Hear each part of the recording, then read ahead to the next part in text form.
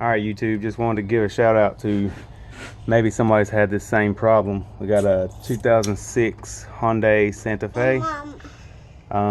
We got a p2100, which what this car is doing is intermittent. It's sometimes it'll do it, sometimes it won't, but you can drive along and the car goes in limp mode. You can't drive over 30 miles an hour. Originally we thought that this was the problem. Somebody had broke the harness up top going to the electronic motor on the throttle body, but turned out it wasn't the problem. So I'll show you what I had on the scanner. Grab a light, it's dark out here.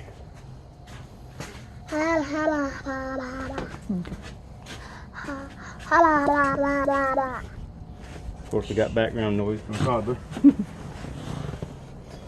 So I'm using the Launch X431. We got p2100 and a p2100 pendant. But what we figured out is that this car has a fail-safe relay. Now we've already went through wiring options and found that we had signaled everything else except for the PCM.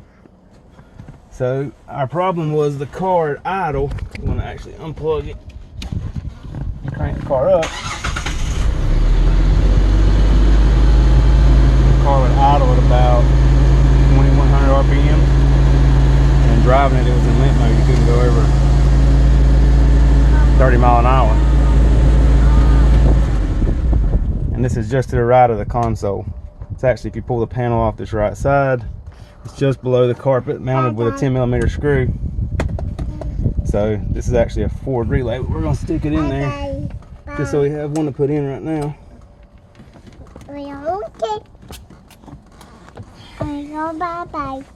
And if we crank it back up,